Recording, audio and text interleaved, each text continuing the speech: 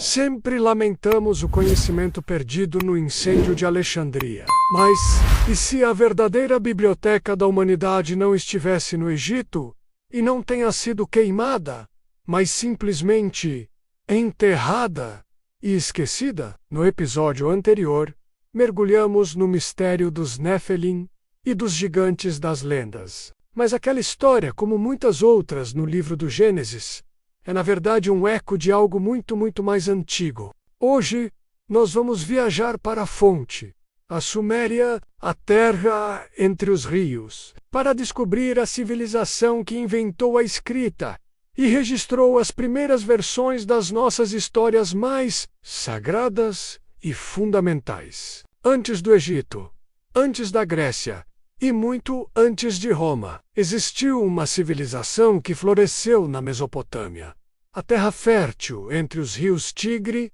e Eufrates, no que hoje é o Iraque. Eles são os Sumérios. Por volta de 4.000 anos antes de Cristo, enquanto a maior parte do mundo vivia em pequenas aldeias ou como nômades, os Sumérios já estavam construindo as primeiras cidades do mundo. Cidades-estado com governos complexos como Ur, Eridu e Uruk, arquitetura monumental e uma sociedade incrivelmente organizada. Mas a maior invenção deles, a que realmente mudou o curso da história humana, foi a escrita. Imagine o poder disso pela primeira vez. Antes, as histórias, as leis, o conhecimento, tudo dependia da memória humana, passando de geração em geração, mudando e se perdendo no caminho. Com a escrita cuneiforme, feita pressionando uma ponta em tábuas de argila fresca, os sumérios podiam registrar tudo de forma permanente: contratos de negócios, leis, listas de reis e o mais importante para nossa jornada, seus mitos e crenças. Graças a essa invenção, temos acesso direto ao pensamento deles. E o que encontramos nessas tábuas de argila é um panteão de deuses e deusas fascinante, que governavam o céu, a terra e o submundo. No topo de tudo estava Anu, o poderoso deus do céu, uma figura distante e soberana. Abaixo dele, governando a terra, estava seu filho Enlil, o deus do ar, do vento e das tempestades. O deus Enlil era poderoso, muitas vezes impulsivo, e não muito fã da humanidade barulhenta que perturbava seu sossego. E então temos o outro filho de Anu, o meio-irmão de Enlil, uma das figuras mais complexas e importantes de toda a mitologia antiga, chamado de Enki. Enki era o senhor do Abzu, o oceano de água doce que eles acreditavam existir sob a terra. Ele era o deus da sabedoria, da magia, da criação e das artes. Ao contrário de seu irmão Enlil, Enki era frequentemente retratado como um protetor e um amigo da humanidade. Foi ele quem ensinou aos homens os segredos da civilização. Em muitas histórias, é Enki quem intervém para salvar os humanos da fúria dos outros deuses, especialmente de Enlil.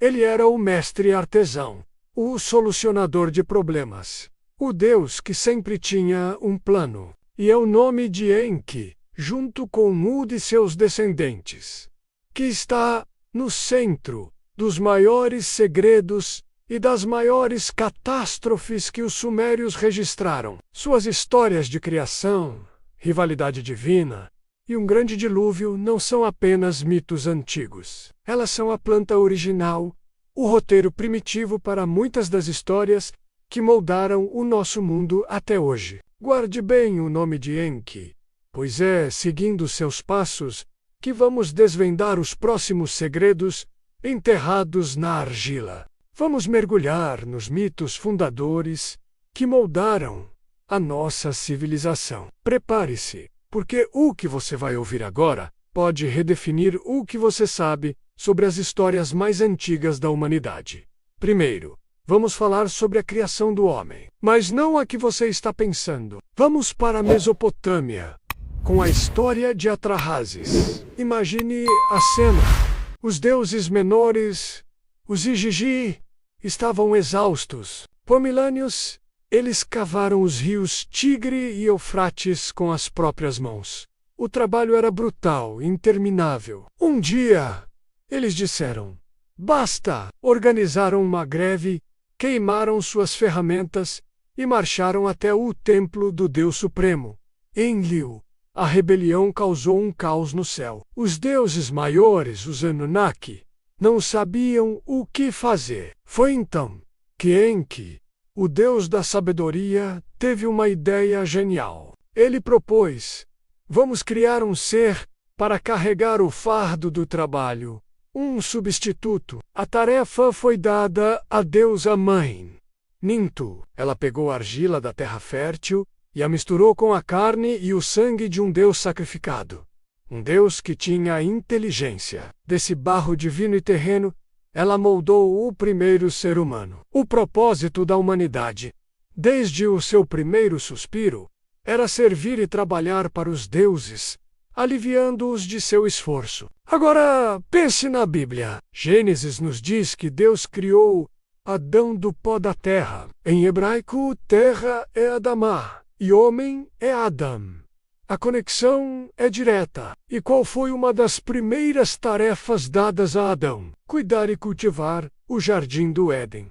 O conceito de trabalho como parte essencial da condição humana não é uma invenção bíblica. Suas raízes são muito mais antigas, fincadas na argila da Suméria. Mas, e o paraíso, o jardim do Éden? Os sumérios também tinham o seu. Chamava-se Dilmun. Era um lugar puro, brilhante, onde não havia doença, nem velhice, nem morte. O deus Enki vivia lá. Em uma das histórias, Enki come 8 plantas proibidas e fica amaldiçoado com 8 doenças, uma em cada parte do seu corpo. Uma dessas doenças atinge sua costela. A palavra suméria para costela é Ti. Para curá-lo, os deuses criam uma deusa especial, e o nome dela é Ninti. E aqui está a genialidade da língua suméria. Nin significa senhora, e a palavra Te significa costela. Então, Ninti é a senhora da costela, mas Ti também tem outro significado: fazer viver. Então, Ninti é também a senhora que faz viver. Uma deusa nascida para curar uma costela, cujo nome significa tanto senhora da costela, quanto senhora que faz viver. Agora, vamos voltar para o Gênesis. Como Eva foi criada? A partir da costela de Adão. E o que significa o nome Eva? Significa mãe de todos os viventes, ou a que vive. A mesma conexão dupla. Uma mulher criada a partir de uma costela, cujo nome está ligado à própria vida. É uma coincidência impressionante, para dizer o mínimo. A história de Ninti e Enki parece ser um eco distante, mas claro, da história de Adão e Eva. As semelhanças são impressionantes. Mas agora vamos para a história que talvez seja a mais chocante de todas. O Grande Dilúvio. Todos conhecemos a história da Arca de Noé, certo? Mas e se eu te dissesse que uma versão quase idêntica dessa história foi escrita mais de 1000 anos antes em tábuas de argila? Nossa jornada nos leva à epopeia de Gilgamesh, a maior obra literária da Mesopotâmia. Gilgamesh, um rei poderoso aterrorizado pela morte, busca o segredo da vida eterna. Sua busca o leva ao fim do mundo, onde ele encontra um homem chamado Utnapishtim. Ele é o único mortal que sobreviveu ao grande dilúvio e recebeu a imortalidade dos deuses. Gilgamesh implora para que ele revele seu segredo. E então, Utnapishtim começa a contar sua história. É uma narrativa cinematográfica. Ele diz: vou te revelar uma coisa oculta, um segredo dos deuses. Ele descreve uma assembleia divina. O deus Enlil, o senhor da tempestade, estava furioso. Por quê? Porque os humanos eram barulhentos demais. O barulho deles subia aos céus e não deixava os deuses dormirem. Sua solução? Radical e terrível. Exterminar a humanidade com um dilúvio avassalador. A decisão foi selada com um juramento. Nenhum Deus poderia avisar os humanos, mas em que o amigo da humanidade não podia concordar com isso. Ele foi até a cabana de juncos de Utnapishtim e, em vez de falar diretamente com ele, sussurrou: Paredes de betume!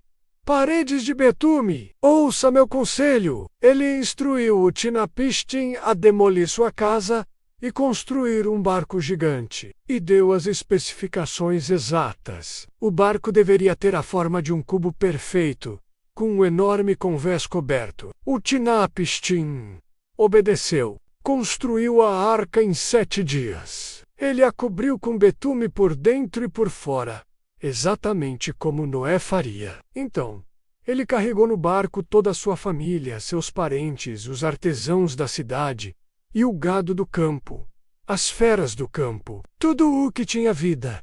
Quando o momento chegou, ele entrou e selou a porta. A tempestade começou. Uma escuridão tomou conta do mundo. Os ventos uivavam. A chuva caía com uma fúria que assustou até mesmo os deuses. Eles se encolheram nos céus, apavorados com a destruição que eles mesmos haviam liberado. Por 6 dias e 6 noites, a tempestade e o dilúvio varreram a terra. No 7º dia, a calmaria. Utnapishtim abriu uma escotilha e olhou para fora. O mundo era um oceano plano. Toda a humanidade havia se transformado em argila. O barco de Utnapishtim pousou no topo de uma montanha chamada Monte Nisi. Lá, ele esperou por mais 7 dias. Então, ele decidiu testar se as águas haviam baixado. A semelhança com a história de Noé aqui é de arrepiar. Primeiro, ele soltou uma pomba. Ela voou, não encontrou lugar para pousar e voltou. Depois, ele soltou uma andorinha. Ela também não encontrou terra firme e retornou. Finalmente, ele soltou um corvo. O corvo viu que as águas estavam recuando. Encontrou comida, grasnou e não voltou mais. Era o sinal. Utnapishtim abriu a arca e libertou todos os seres vivos. Ele então fez um sacrifício aos deuses, exatamente como Noé. A história de um dilúvio universal, um herói escolhido, a construção de uma arca, a salvação da vida na terra, e até mesmo o detalhe dos pássaros sendo soltos. Tudo isso já existia, em detalhes impressionantes, na Mesopotâmia, muito antes de ser escrito na Bíblia. Isso não diminui a importância ou o poder da narrativa bíblica. Pelo contrário, mostra que essas histórias fazem parte de uma tradição humana muito mais antiga e profunda. São arquétipos, narrativas primordiais que ecoam através de culturas e milênios, falando sobre criação, rebelião, destruição e renascimento. As histórias da Mesopotâmia são como o DNA mitológico do mundo ocidental. Ao entendê-las, não estamos apenas descobrindo o passado, estamos buscando decifrar o código-fonte de nossas próprias histórias. Então chegamos ao ponto mais polêmico de todos. A Bíblia copiou os sumérios? Muita gente olha para as semelhanças, como a história do dilúvio, e grita: plágio! Mas a verdade é muito mais profunda e, sinceramente, muito mais interessante. Não é uma cópia. É uma revolução. Pense comigo, vamos fazer um contraste direto. Primeiro, o dilúvio. Na epopeia de Gilgamesh, os deuses sumérios decidem inundar o mundo por um motivo quase banal. Os humanos estavam fazendo muito barulho e atrapalhando o sono deles. É um ato de puro capricho, de deuses irritadiços e temperamentais. Agora, olhe para a narrativa bíblica. Deus decide enviar o dilúvio por uma razão moral, um princípio ético. A terra estava corrompida pela violência e pela maldade humana. A ação divina não é um acesso de raiva, mas uma resposta à quebra de uma ordem moral. A diferença é gigantesca. Vamos para outro ponto. A criação do homem. Nos mitos sumérios, os humanos são criados a partir do barro, sim, mas com um propósito bem claro: serem escravos. Eles existem para trabalhar, cavar canais, cultivar campos e servir comida aos deuses, para que os deuses pudessem descansar. É uma criação para servidão. Agora, na Bíblia, o homem também é formado do pó da terra.